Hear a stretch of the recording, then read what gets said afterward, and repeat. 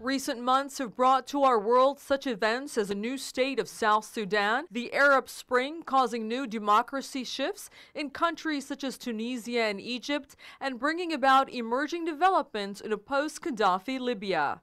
Experts say that the development and sustained success of these countries and many others like them is determined by how they develop their constitution and peace-building strategies.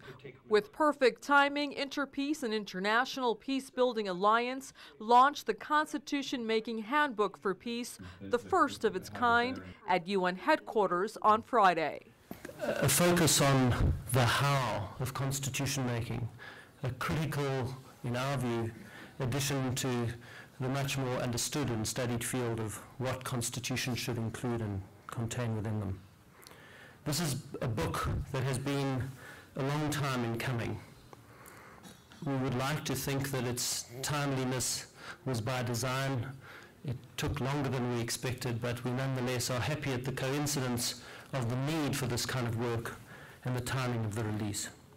This gives an idea of the challenge that constitution making can be in countries emerging from conflicts and revolutions.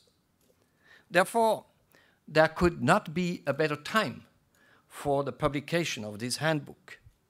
With the Arab Spring, which blew the wind of reform over North Africa, Tunisia, Egypt, and now also Libya, they need to adopt new constitutions, not to mention the many other regions of the world that are facing the same challenge of constitution making for consolidating democracy.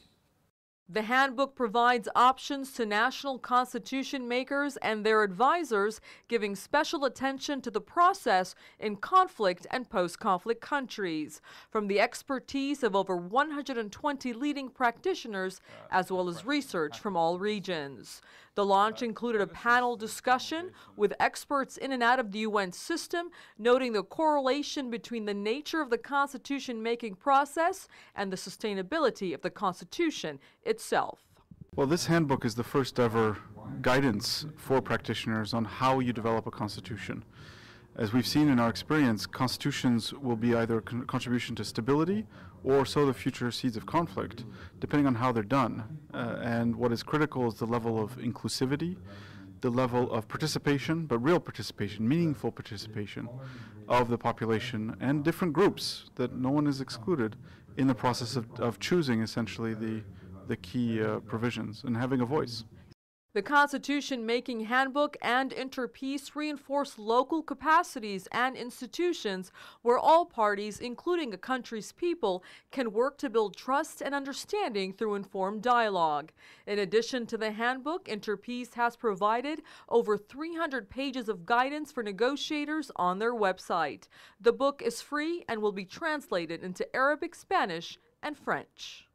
Experts repeatedly highlighted the importance of including public participation and trust building as cornerstones of constitution making. Afaf Kanja for South News at the United Nations.